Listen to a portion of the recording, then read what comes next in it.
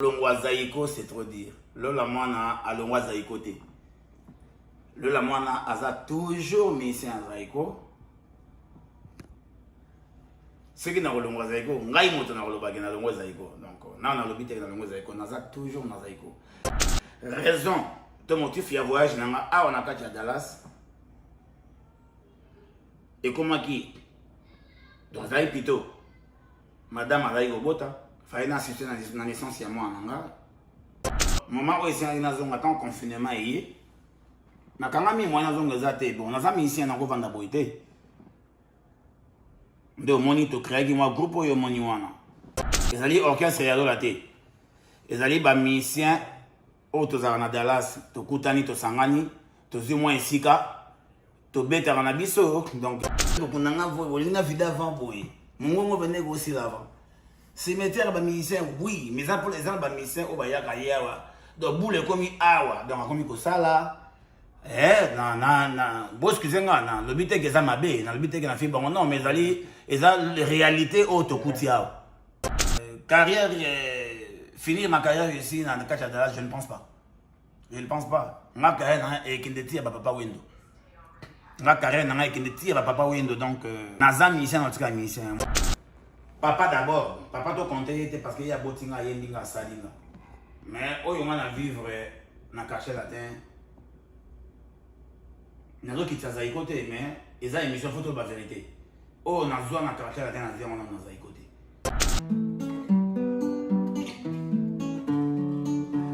Bolingo salinga ipasi na motema.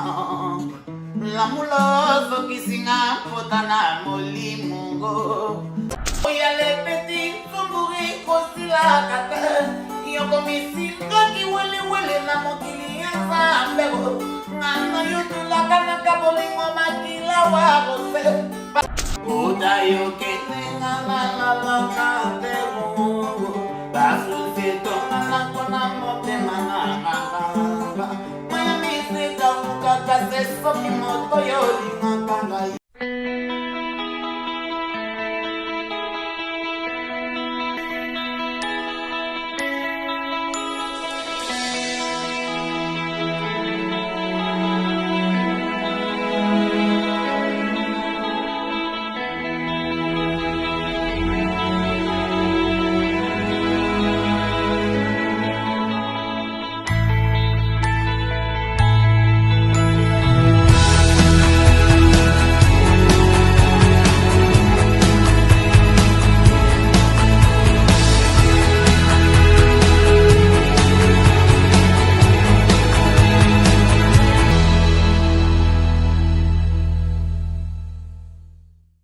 Bonjour fidèles internautes, vous êtes connectés sur Bio Live TV. Merci à Balandignon, surtout à Bio Live TV. Merci à Kevin Los, Nassima Caméra.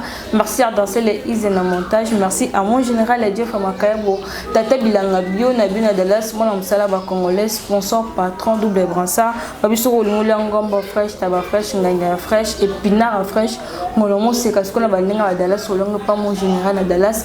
Bon, à l'instant Dallas, vous contacter déjà Bio Live TV parce que ma produit j'ai beau type et pas mon général à Dallas. Vous contactez vos savoir comment Nabino en tout cas vous allez décider. Merci Nabino pour votre service confiance et fidélité.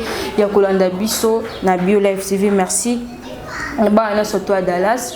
Là on a un songo bon ya Belabino oise invité na Lola Mwana. Avec Lola Mwana to sur la parcours na ye to sur la makamuna ndenge standing azo salisa hommage pour na papa na ye 21 ans depuis papa bango atika biso. Alors to sur la Lola Mwana to yokaye abeti la biso na histoire na ye na ndenge nini a se retrouver na Dallas à Longwe Zaïko sans pourtant annoncer na public qui na Longwe Zaïko mais le to comment déjà Lola Mwana comme déjà ko sala ba nzembo na ye bientôt la zone misa ba nzembo na alors to me consola na ai c'est biso nini vraiment il est qui pour que y a comme na position au azali alors on sait que Kevin Los Nassima Caméra a fongola biso na Lola Mwana en direct il y a Dallas ba ça Dallas en tout cas na yebi ki boza ya ko sepela wana mon déjà présence ya mon général Adjé Famakayabo Tata Bilanga Bio na bina Dallas mon Salaba Congolais Kevin a fongola biso na plateau na pesa invité na mokolo na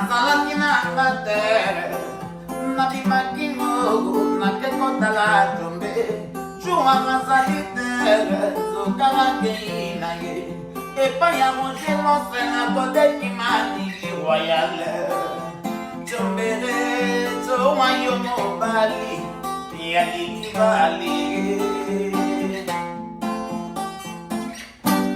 mawango ya lepeti tumburi kosila kata yoko misinga kiwelewele na mokili ya zambego ngana yo tulaka na kabolingo makila warose pasi okomi kopesa ngai na meriti yango teyeyeye rigonga ndoli mon général makayamu lili valenga leli zombere towa Sanko feli ne je manqué mon amour du pragmatisme tout cela passe à ton air si merveilleux Odayo que tenga la debo Basu se toma la kona mote mananga Maya mi se kauka kase soki moto yoli makanga ye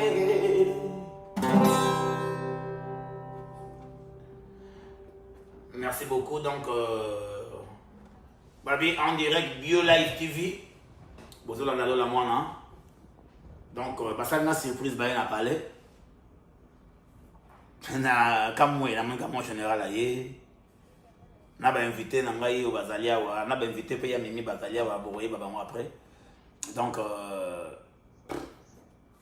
na ami bango boye ga makelele parce que na père de famille na papa ya bana na papa ya famille na papa ya ndako donc Borolanda soit makelele la bana soit quoi que ce soit bon supporter pour permettre de répondre à ma question ya bandeko ya Bio Live TV en direct parce qu'ils sont en direct depuis Kinshasa. Donc,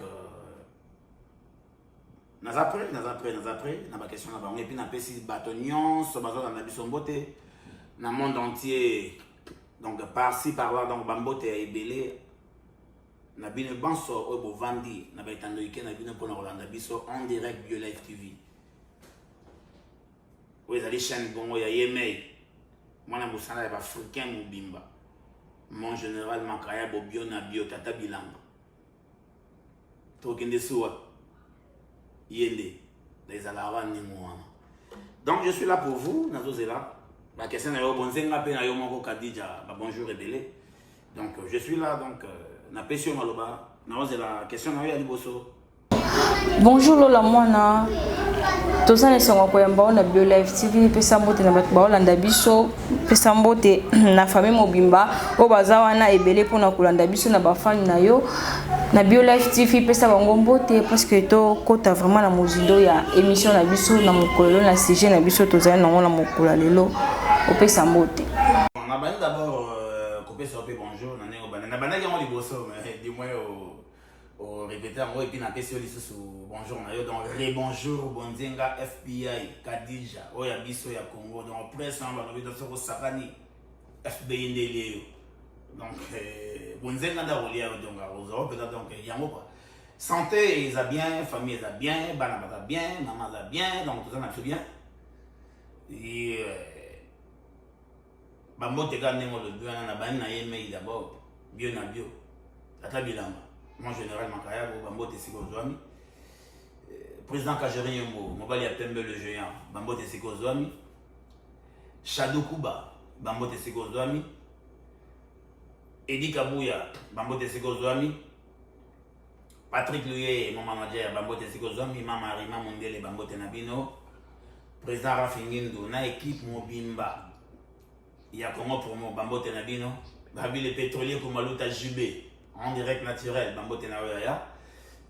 Noko Polo Vandoma, Paul Vandoma de Bilamba, Master na yembote na yo, donc na bosa ni boza ebele. Bambote et Sika Bozwami, papa d'Elon, Mbote Belé.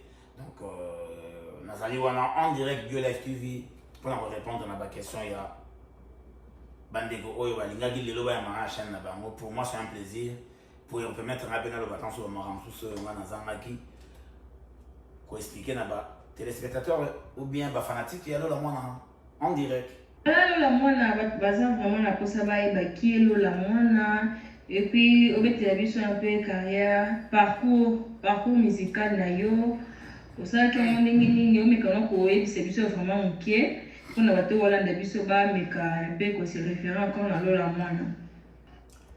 Lola mwana azali fils aîné ya dauphin Jangi Dindo Yogo Théodore, autrement appelé Mbakaye, la voix cassée du Zaïre à l'époque.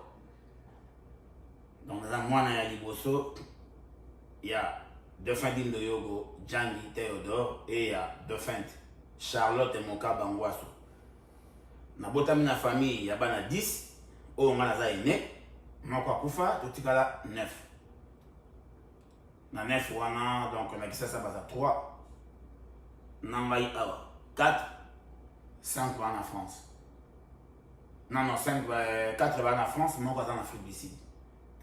Donc c'est un peu ça. Carrière musicale. Nabandi yango guitariste quoi. Nabana ngo betelo les solo mo mukie o comprendre ndenge nini na linga musique. Ngai déjà na 8 ans. Nabana déjà osimba guitare grâce à qui? Il y a mon tour appelé ça kombo ya Lola. Il s'appelait Fatima Lola Mwana Nteka 8 kg. Donc 8 kg ya soliste, bato ba yebie. Comment on a eu Fatima Lola Mwana Nteka 8 kg, il appelé ça kombo ya Lola. Donc on a beau temps parce que Azagi ami intime ya papa. Donc à Los Angeles, il appelé ça kombo ya Lola. Ndena 73 na décembre, bayo ça nzembo ya Lola Mwana. Na 74 ngana ya Botama. Donc nzembo bima avant que ngana Botama. Donc titre na mode laga Lola Mwana esalamaka na etumana waka. Lola re Lola na koyebisa la nanze na kopesa sala kelasi mwana bokoma moto Lola etumana waka oh Lola etumana waka oh Lola nzembo ya 73 na 73 na décembre ngala botam na février 74 donc 3 mois après. 3 mois après, donc voilà quoi. Makambeyako kende ndenge wana. Déjà na libumbazo yembayo donc na iza na makila musique. Papa 8 kilo aye avant d'ana papa par na yolo, tinga na botami, papa 8 kilo a dosi misanga. Na 8 ans papa 8 kilo a simisanga do. À partir de 2 ans do rakanda do ré fa ré do. Non. Do fa sol fa do fa kabo tinga monego ko améliorer ngo na chepela du sérieux ti leone mon nga na ko gratter mon mokena na guitare.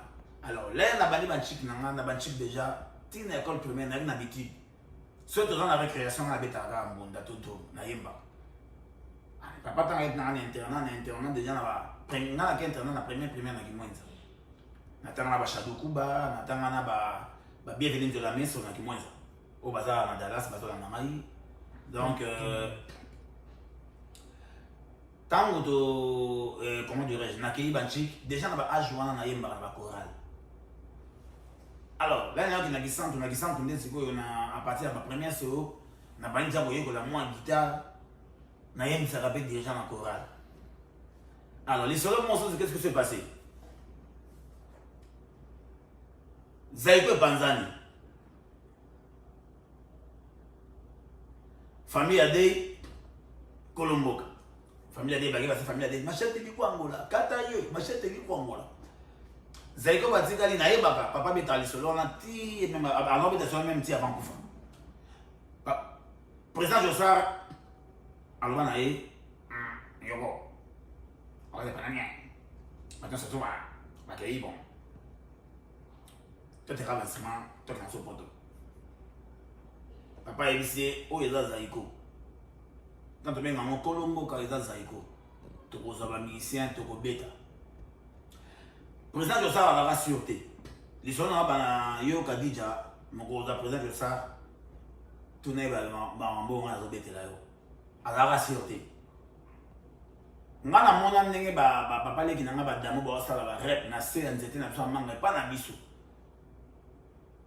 papa barose yango bana ozwa ye sero aza na grand zaiko bakezwa ye toyoka na toyota moko selika ya rouge nga ala premier seo na ebosanga bango te nayaka siko vacance wana zaiko epanzani bakena ozwa ye kare dinda bazorepele na pale papa nango lofanga pe ya son âme papa nanga shiro pe ya son âme papa nango melamtoko pe ya son âme papa nangai zamangana pe ya son âme papa matims pe ya son âme dans un bava et bien tu vas président papa je sortais bon bazoya yogo papa zu équipe wana ba beta vérité samedi soir à liboso président je sors azalati mais tant malandi que le wana poto c'est vraiment bien comme la rame voilà magi famille moleka famille présidentielle ba na famille présidentielle mobutu et tout zaiko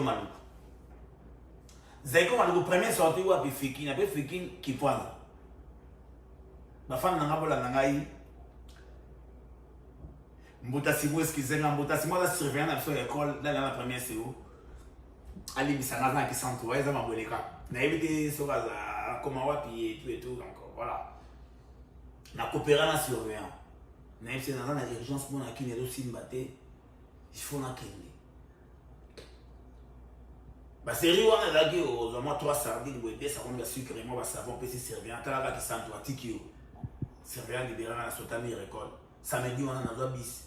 Parce que on a c'est là bataille de d'aller donc voilà nazo bis na bimaki 19 vers na Milan na mombele ba master moko 21 na kota fiki na matali kola nzeta li damen nzeto boka ka concert à zeko boza fiki nzeto na ebukana papa na ngamba ke sali en passant ana pana ma papa mba yebi yango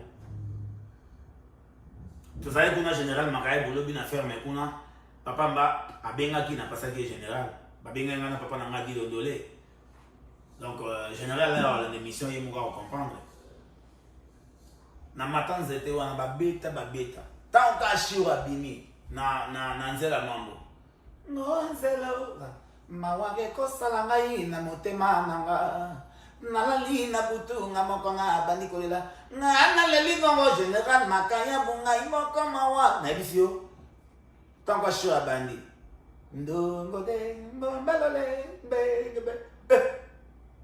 C'est tra na sutuki. Et quand tu as créé mi balé na sutuki na kita. Là na kita nzete on est bukana ba kufa. Na yena limana ki poanza à plein. Na vandi di banda ti 4 c'est rentre to abisa ya ba comme na mola. Na vanda ti 4 na le rota ko tula. Na betele président général Makaye Bolisolo. Na le rota ko tula. Dès dans un bis na ton na zonga pour na manga ndagi réussi parce que na zéro temps na mon musique na mon ya zaiko donc papa la chef d'orchestre c'est pas na moment temps ba ko sala et qui c'est image ba fait Doudou Baye ba papa mondial Baye ba papa na chambre moi na kauga Baye mon papa na montingi aye donc voilà quoi. Et ça dit bon, dès à passer la musique écoutanga là na ko zonga kinchik. Ndé balbara l'homme propose, Dieu dispose. Papa et moi mba gelo moi natanga classe, okoma moto. Et par après ya ça il y a pas de son métier. Il y a que des sauts gens. Donc mon sala zobe à la raté. Bata zoba ndé bazaka na moki. Donc c'est un peu ça. Ndé omoni lelo naza o nazali. Donc tant on est ko banda carrière musicale na banyo orchestre moko, yoka lokito na ngiringiri.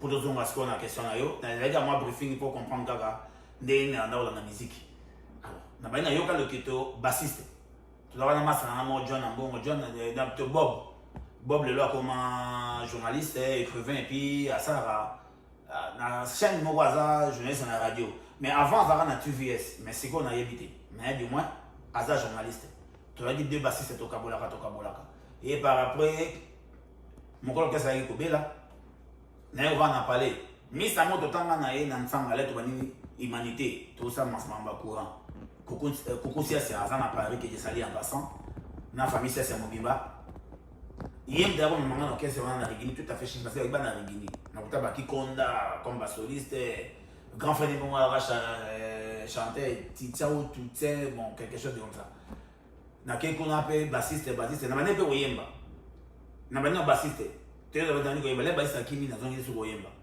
naye kolongwa parler nake noke c'est moi na mombele mutamemanga kuna master na ngai mwana ya grand-père ya liboso mwana ya bozi na liboso Abel Mbenzo Bozi en Paris auti kobenga nga besi malobi alinga participer na événement oyo kosama le 22 si tout va bien peut-être réussir là malheureusement bien en retard mais on a fiché mais si tout va bien peut-être réussir là voilà quoi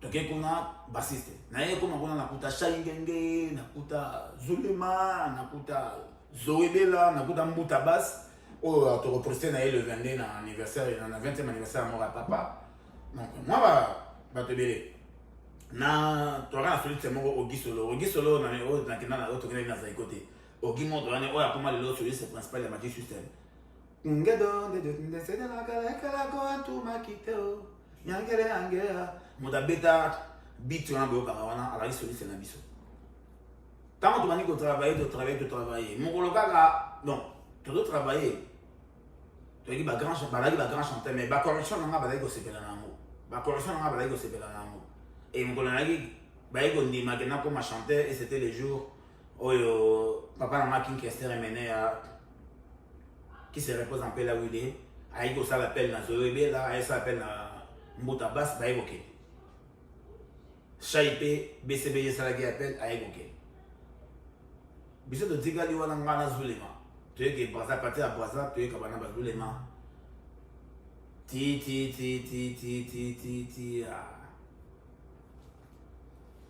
père ayo vraiment la zone qui après tu travailles papa ayo se décider que na poto quand il décide va na poto derrière ko ça que na qui est introduire le groupe Quartier Latin donc c'est un peu ça. Merci beaucoup. Artiste Lola Mwana, omeka un peu koe bisabiso.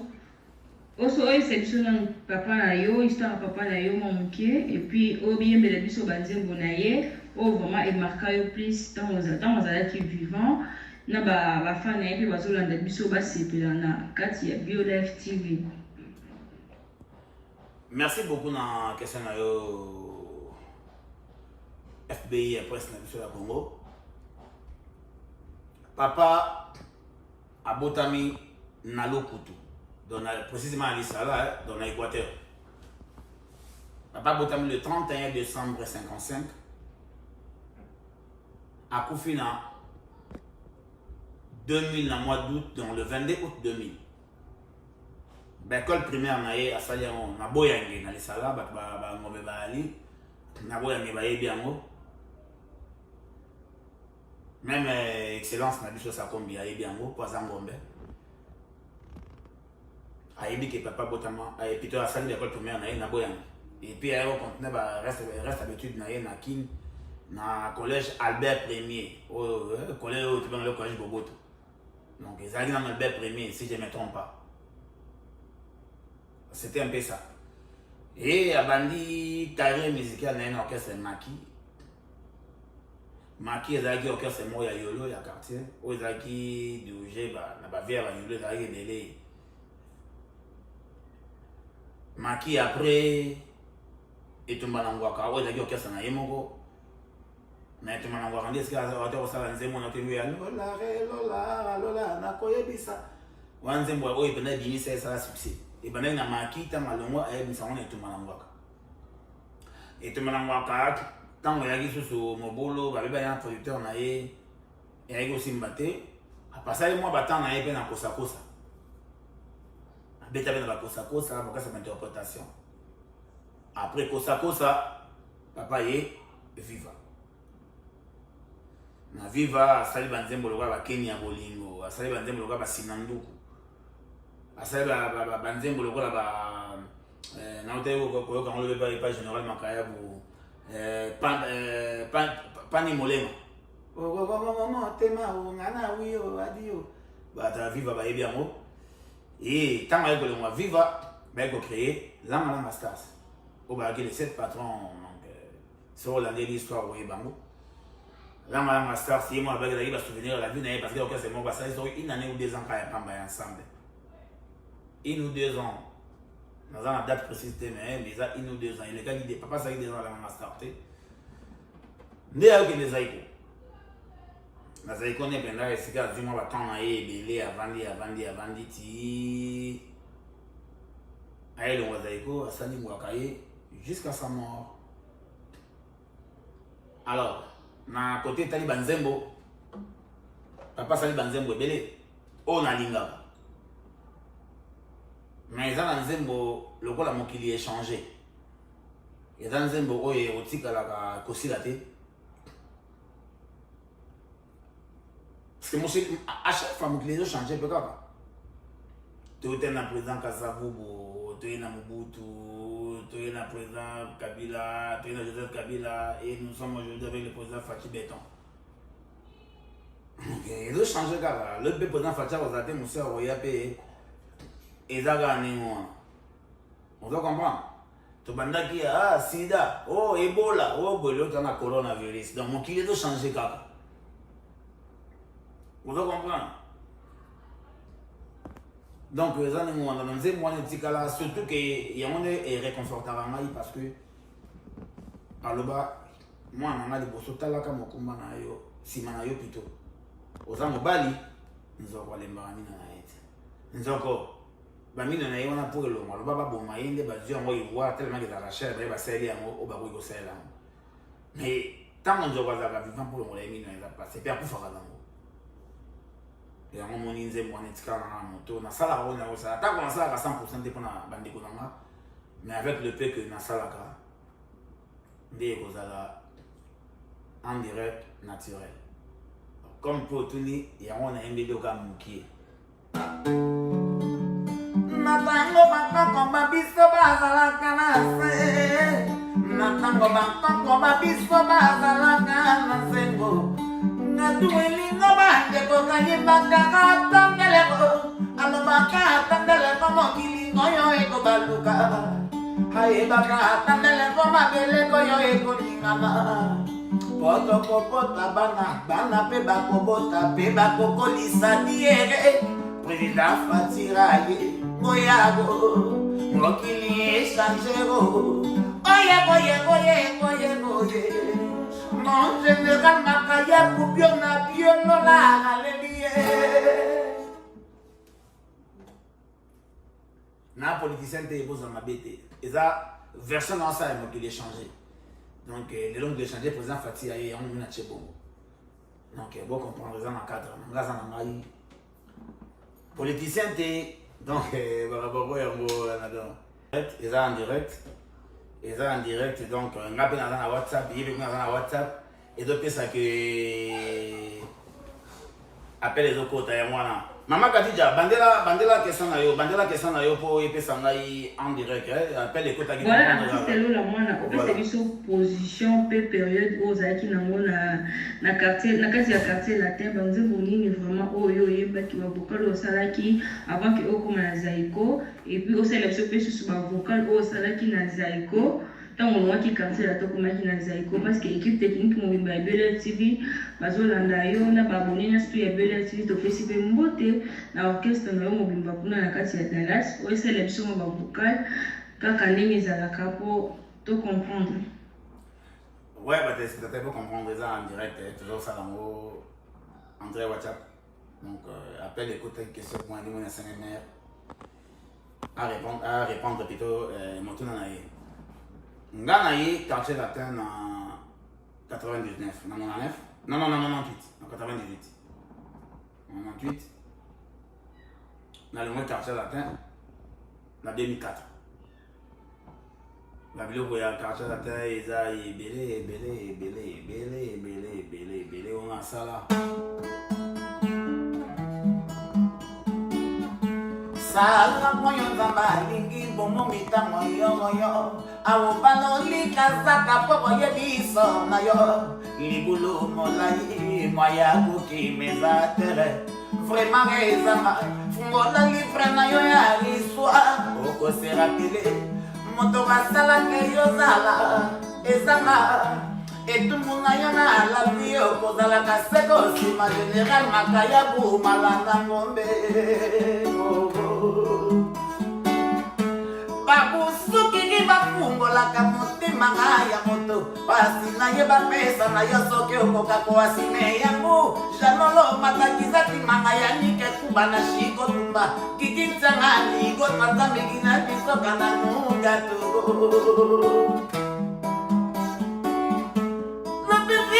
na ya wila tiko mulele asali sanga na loba matongi yo sayo siba andersone yizali bisaka moyidina kumuzenga pena limbisiyo mwangi kinja luzingi na yo uya mayola ya nize lutumba pati mumena botri ya badra ambade makabogo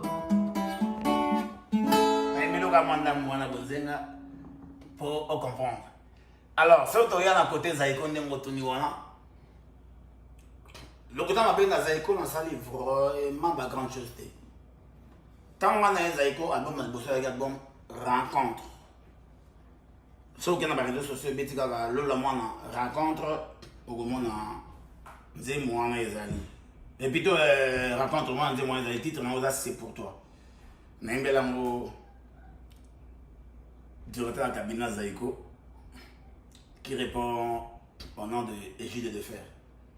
Mais dis-moi, c'est bien mais c'est que c'est ça. Il faut que parce qu'il y a bon million pour mon frère qui m'a cassité. Ma kanisi manga e payo zali klodi kabila. On dit kali na bananga ikona ke imosala ngaye. Mobe mwezala kinzo kaya santa misato mikolo mileki mingezali kaka mikano miutaka na zambi. C'est pourquoi on ma biche que je chante mon amour. C'est une mélodie d'amour, il y a des plus beaux que les d'autres. Côte à côte, c'est pour toi ma colombe. Qui je pleure, ma chérie, mes souvenirs de tes lèvres au bout de miel. N'a toujours yon pranga une de frère, Tolina Kopé Sayo, ma bala mingue bebala basi. Voilà. Donc voilà, ils ont dit pour album Albosso, il y a des gens qui ont dit c'est pour toi. Naimbi yango boye mokolo mosusu na émission peu au monde au luki oche batbana nango mais j'espère que peut-être naki ko reprendre pas dans cet album on avait dans biloko sika et voilà album elandi to kesusu na kana za iko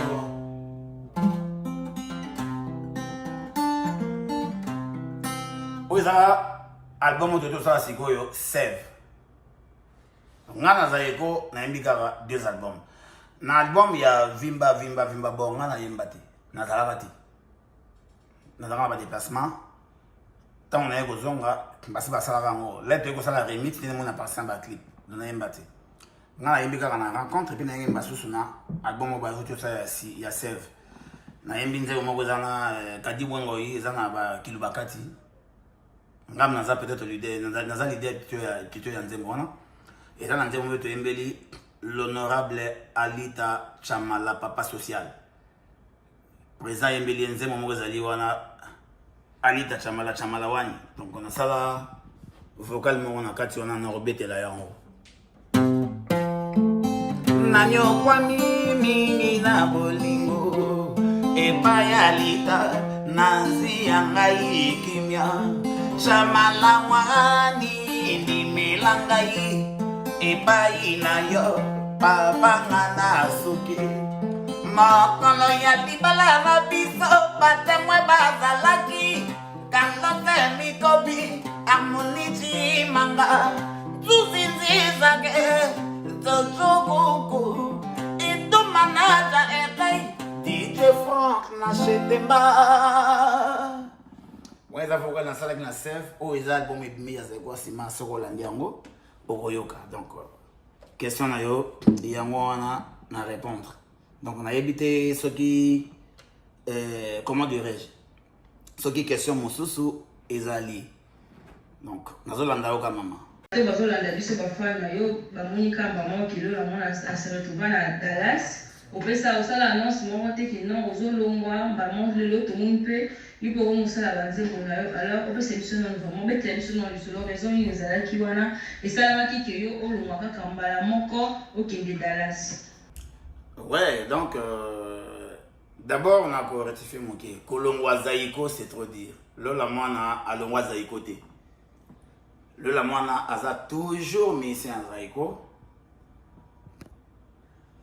Ce qui n'a pas le Zaïko, ngai moto na lobaki na longo Zaïko. Donc, na lobité na longo Zaïko, na za toujours na Zaïko. Raison, ton motif ya voyage nanga a on a kati à Dallas. Et comment qui donc Zaï plutôt madame Zaïko Bota, fallait assister dans naissance ya moi nanga qui répond au nom de Théodore Dindo. Et dans le mariage, je suis allé au salaire. Donc, raison, il y a un voyage, je suis allé à Mouana. C'est comme je suis c'est quoi que nous allons avoir pour la raison. Alors, moment où je suis allé en confinement, je suis allé bon, nous avons ici un groupe de boité. Donc, je créé un groupe de Moniwana. Ils allaient orchestre à la tête. Ils allaient des musiciens. Oh, tu as Dallas, tu Koutani, tu Sangani, tu as moins Sika, tu Beta Ranabiso, donc Dari Tekila Zawana, Ozu Christian Sola Zawana, Ozu John Bass Zawana, Ozu Petit Nanga Rudy, Tourmer Zawana, Ozu Emogos Kobar, moi na Motambongo, Mobete Mondamonene, ya soin ya Dallas, Azawana, donc Ozu Bols, donc accompagnateur à l'équipe Boss na Dallas à Wazate. Azawana, aujourd'hui Trésor Chilombo, le grand chanteur autrement appelé Mukulu Wabawunkul. Azawana, sans oublier Hervé Pitopale, animateur Nabiso. Azawana, aujourd'hui René Descartes, aujourd'hui Nani, aujourd'hui Gaylor, Azaliwana. Donc voilà quoi. Et ça, ok, ça monte, ça qui est au sangan, même si tu bêta Nabiso. Pour tous les musiciens, monter dans la coupe, na salaka. Mais tu as bien de bêta. Et tu auras pu Miki. Les autres salakés, il y a un donc ils ont été orchestre. Et puis, confinement de Kaninga, il y a un avant, il y a un croisé des boîtes, il fallait que tu travailles pour un peu pour s'en sortir. Et de deux, on a profité d'un moment où il y a ça album pour l'habiter à travers BioLife TV. Dans l'émission de Yomogo, FBI, il y a Bisso, il y a Presse, il y a Congo. Donc, clic-clac, et le bas, le roi de la forêt. Donc, Baye qui est dans le studio, mon père le faisait aussi. Agi na Zaïko, mais ce baké voyage à retrouver quelques missions à Zaïko, Baye Babeteli, album Baklar, album Basso métier. Album Mimi la Congolaise, et puis maintenant Katia Zaïko, mais là il va dans Zing. Donc, soit il contre les alliés dans le salon, bon, comme nous avons la contrainte à présenter dans le salon. Tant nous avons qui album nangi bimi et sengi so pe album nzamba sungi simbi et sengi contrat mo se présenter Zaïko comme de wana ko accompagner mais et lui caché nango da fouti de roi caché Zaïko ngape na bêtement nanga dans ma moza ningo na maman donc naza toujours na Zaïko et puis orchestre yo tangi orchestre ya lola te zaki to kutana ba musicien au bazar des États-Unis au beta la guitare au yemba tout sangana tout ça là moi le wana ça n'a pas de nom zaka to beta kaka donc c'est un peu ça.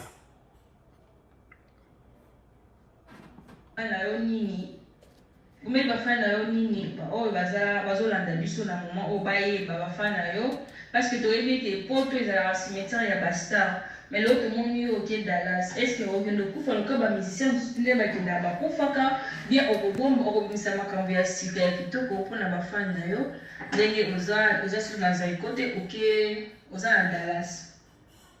Ah, FBI, oya biso ya presse ya Congo. Yo mo déjà au benginga to sala biso obani ko kundanga avant boy. Bani ko kundanga boy, olinga vida avant boy. Mungo bene ko si avant. Cimetière ba musicien oui, mais ça pour les gens ba musicien o ba ya kayewa. Donc boule komi awa, donc komi ko sala. Bon excusez moi, le but est que ça m'a bé, le but est que na fi bon non, mais ali eza réalité auto kutia. Alors, maintenant, on a ambition, on a une détinga dans le banc, on a recouvert musicien. Banchik non salawa, non salawa, la programmation musicale, la montage et puis na cours anglais, c'est tout. Donc, ceux qui ont chic n'ont vidé, n'a recréé studio, n'a pas travaillera parce que na programmera déjà. Sur le en général, ma carrière, bah, ça y est. Donc, on a parlé déjà dans un client, dans un américain, dans un bit, dans un banini. Donc, carrière, finir ma carrière ici dans le catch à Dallas, je ne pense pas. Je ne pense pas. Ma carrière est qu'une des tirs, papa Wendo. Ma carrière est qu'une des tirs, papa Wendo. Donc, Nazam musicien, en tout cas musicien. Moi ici, je ne travaille pas. Je suis à concert et orchestre Yotangiwana. Et dans ce album, sur l'album, ici, nous avons des retours pour la promotion. Et là, quelques clips. Ah non, ça attend sur 2 ou 3 clips. Puis, mon tout pour originalité des arabien. Donc, c'est un peu ça. Donc, Kopunanga, on a vanté Bonzenga. Kopunanga, te pardon. Kopunanga, te Nazanan. Nazanan, nous met, Nazanan. Donc, comprendre, on regarde Nazanan. En direct, naturel. Tout ça, dans le mois d'août, moi, papa, on a Atika Bisso, grand frère à mon général à Dallas, tata Bilanga Bio. Banda Koufa essaie déjà 20 ans en haut. Mais tout le monde ose préparer hommage naïe. Ose préparer hommage naïe, baninga naïo. To libota mon bimba zilani. Dès nous ose préparer hommage wana. Malgré le confinement, malgré la maladie, l'épidémie, nous avons préparé vraiment pour le hommage à papa. Merci à Motuna Kadija Bonzenga.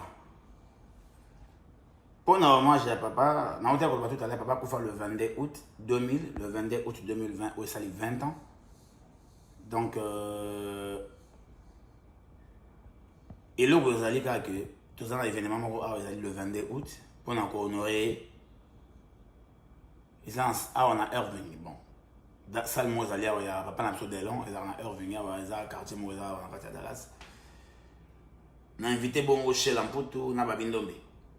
On a Ono Kapanga, on a soliste. On a Mbouta Bass, on a bassiste. Bon, on est pas accompagner dans la soirée. On a une équipe autres déjà. Donc, et là, on a préparé, et puis on a venu, on a vu ce Botama, on a ça le 22, on a petit frère, on a Djangi, Azawana, on a Ange, Aza musicien, Abeta musique interprétation, mais ACP a honoré Papa Naé, parce que lui c'est un frère, donc on a Papa Nabiso. Donc, on a le 22, on a quand on a ça le 22, on a venu, on a vu ce Botama, manifestation, on a vu, on a tout sali, pour papa. Donc, voilà quoi. Pour les fans, on a surtout ceux qui ont fait l'album dans le studio. Nous avons travaillé. Nous avons fait des gens qui ont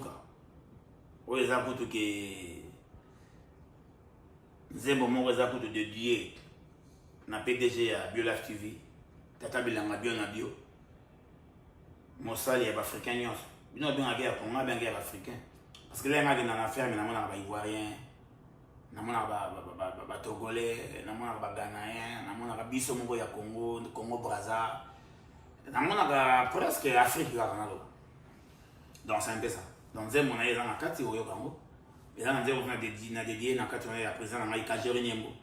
Il y a des gens qui ont été dédiés, il y a Houston, le pétrolier, la Rose Bemba. Si on a envoyé un peu on a envoyé un peu gérer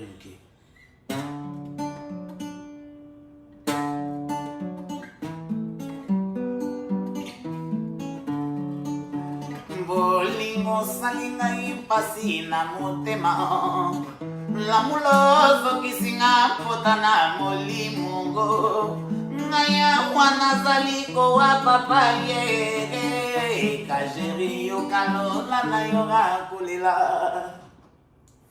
Miembo kanisange payozali. Mais là parmi banzembo boyo, ils ont la catch ya album on a ça. Donc moi me connais pas pour répondre yo. Et en gros la mer. Le confinement fait recours à ça qui abandaki makambo ya acoustique et puis les musiciens belé banana qui peut ça qui peut acoustique mais ce qui est grave tout le monde qui au tout qui jamais pour ça l'acoustique et ça là qui na banze beauté Bien. Vous avez une attente, bien au bon bilan de Makambia Kitoko, oh, au Bimité Soso, malgré l'acoustique et bêta mati. Ah!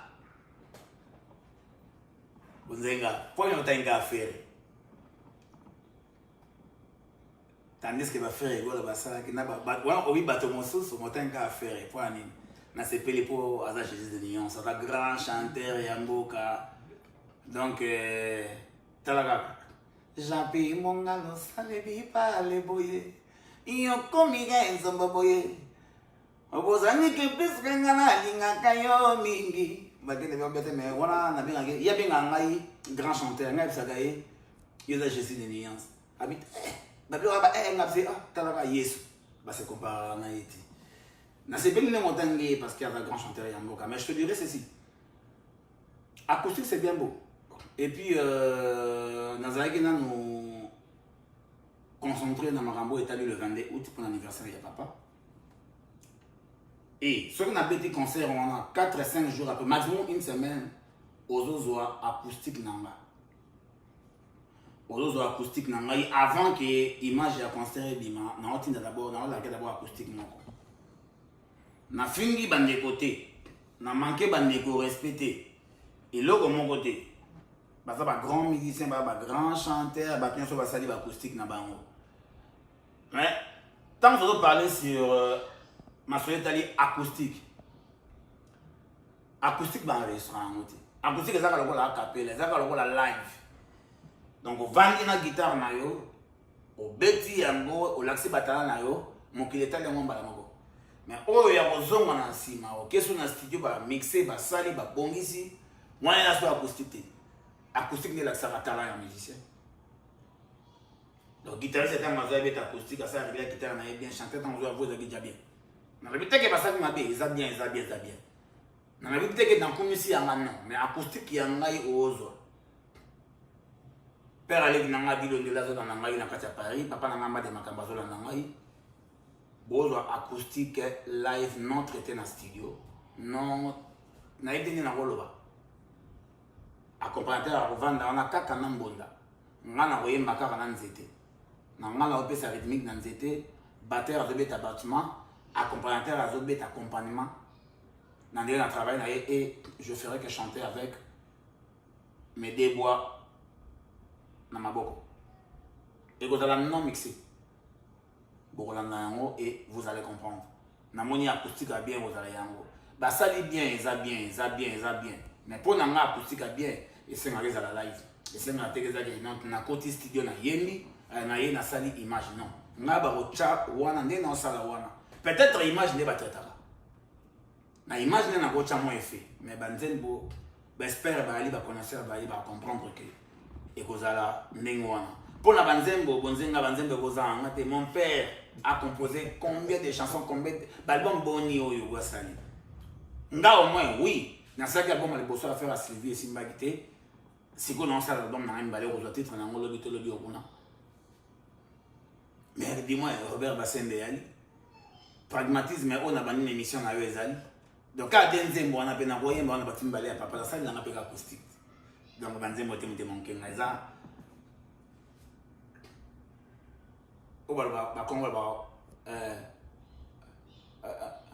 un coso di ambo tangwan donc ya moyo na wana ebisaba donc quand on attend la qui sample na ebima qui tande muki donc en direct naturel Oh nyo stream balé oleki auto yeba ki identité na komalo la mwana par rapport ya parcours musical na yo ce qui il faut to pour notre benga yo mwana il y a orchestre boy songolo parmi l'orchestre rani balo le kati au préféré to benga yo mwana orchestre nini il y a Zaiko, il y a quartier latin et pourquoi aussi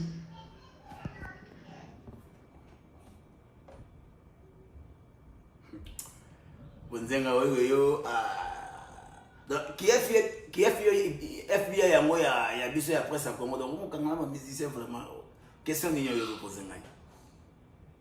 Bon pour être bref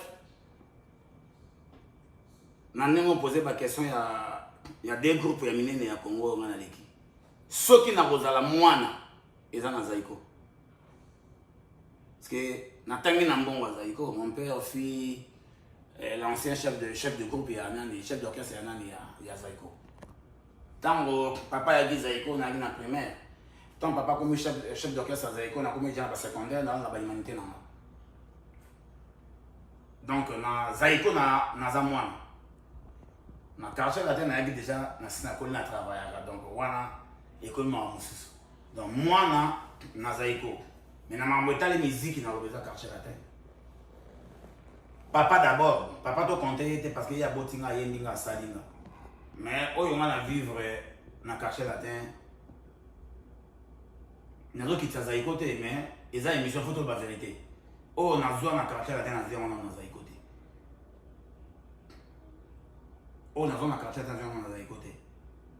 Toutes les relations que j'ai aujourd'hui, à part ma relation avec papa, tant on a voyagé à Banda, on a dit que non, on a eu un Kofi. Na yebana kana na quartier latin na yebana kana na boye ndesa la bangai lelo preuve année ba concert muso azego to kenda to ke ba sanga Robert Basende ozoma na Robert Basende bima wapi tendre bima na quartier latin mais concert azego ba biso tendrement Robert Basende ba tuba kaza titre Robert Basende titre ba tendrement donc pour la carrière musicale na ngai o efuli ngai makasi. Non, que ça papa, oui, c'est bien beau, mais dans une occasion, au monde dans le pays où on a tiré le monde dans le quartier latin. On a tiré le monde dans le pays où on a tiré le monde dans le quartier latin. Donc, si on a parcours musical, on a bien les quartier latin. Et moi, les Zaiko. Donc, on a pu répondre à Nengoana. Donc, on a Zaiko dans le monde. Dans le quartier latin, on a des travailleurs où Nazaïko Foutama. Et de deux, Natangoli, presque la moitié est Afrique. Europe n'en parlons pas. États-Unis, aux hommes, on a caché la tête en deux fois. Nazaïko n'a rien à mon mais Europe, nous n'en parlons pas. Afrique, nous n'avons pas de bade. Nous avons commencé à Madrid. Mais ce que tu as dans la génération, on a dit que c'est une Espagne. Je ne pense pas. À part cacher la tête. Je ne pense pas. Donc, il y a un mois, on va répondre. Donc, ça va, 4 ans. Voilà, artiste alors la moi tokomi kokabwana tokomi na suka ya biso na biso. Merci na babone nyonso tu ya Bio Live TV. Merci à mon général Jeff Makaye pour tata bilanga bio na Bio Dallas. Moi mosala ba Congolais. Merci na équipe technique mobimba ya Bio Live TV. Artiste alors la moi na dernière question na ezali tomoni propre frère na yo Yannick Dindo na ba média ndenge azo clasher moninga na yo wazali bongo DJ Lacoste ya Mukietonga azaki pe patron na ye mais le tout monde na komi ko clasher na ba réseaux sociaux. Est-ce que avis na kopi ko zala nini par rapport à eloko wana omonaki yango ndenge ba clash wana salama? Est-ce que za yo te mutotini parce que tout le monde peut silence na yo et ça mi vraiment ya trop parce que ba yebi ke yo oza moninga ya DJ Lacoste mais comment la leki na yo ndenge azo clasher ye ezo sala vraiment propreté? Est-ce que za yo te mutotini neka ba guerre ya musique ezalaka to yo ko yeba kite o mekana ko expliquer na ba fan na yo na ba abonné ya Bio Live TV bazolanda biso na ba fan ya DJ Lacoste bazolanda biso na moment mekana ko éclaircir biso et puis to kabana pe sabe bambote na yo na ba bazolanda biso na ba fan na yo na bato bazala pour ko soutenir yo na ba conseil par rapport ya carrière na yo na musique na yo mozo sala o bete la biso pe lisusu mwanzembo par rapport à l'album ozo bimisa o tozo zela ya sika o sala biso ba mélodie moko ya bien ko sala biso bien na ba fan na yo ko se pesa pe mon général na kati ya Dallas tata bilanga na bio mwana msala ba Congolais na équipe technique mobimba. Merci Kadija Bonzenga na équipe mobimba ya Bio Live TV. Vous posez la question moko c'est un moment lunette.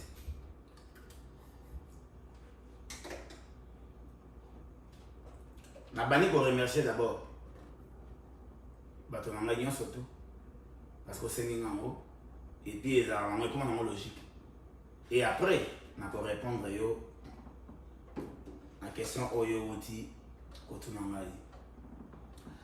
Na pesi ba mbote nanga d'abord na Yemei. Le PDG. Il y a chaîne Nabiso Oyebani Motemba Bio Life TV. Mon général Makaya Bio Nabio Tata Bilanga Mwana Mosala ya Africain. Mobala mandefa pembe. Na pesi mbote bele sikazali. Na bosanité. Il y a un père à Kouloutou. Papa Nangaï Chirac Makaya. Père à Kouloutou. Donc si Kozali Bambo Tebele. Sans oublier Flavien Zinga. Il y a Alain Poiti. Dadi Sasa. Donc c'est là où Kozali Wana. Lola Mwana. Après sinon Bambo Tebele en direct du Live TV. Diki Massi en Canada. Richard Titea. La Bossanité, Jacques Mampouya. Sans oublier, moi c'est autre ils sont calmes. Patience Mosqui. Et je vous annonce, Karaté, quand la chaîne sur YouTube, beau émission, les doigts verts. Les doigts verts, il y a Patience Mosqui. Il y a un peu de temps. Il y a un Équateur.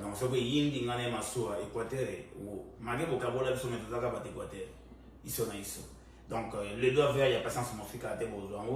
Sans oublier, Rola Kissib. Maman Nangaye. Congolaise, donc, la mystique, très mystique. Rola Sibou. Donc, bisous et Sikozali. Et où tu direct, mais pas mon général Makayab. Agnès Chinarambo, balobi wana mama nangai, maman azobo kola mama kaja Dallas, maman azobo batela biso, ou pas azobo batela na président nangai Kajerinyembo. Donc Chinarambo Agnès en direct naturel. Et Tobo Sanité. Sylvie Moukadi, femme d'affaires, ya mon aîné. Maman moko boy na évité quoi. Donc azarné social. Si vous contactez Bio Live TV. Parce que le général Makayab, aux amants civils Moukadi, donc il va qui toque. Il va nous offrir un babindom de Pio soin Nasuki Sewana.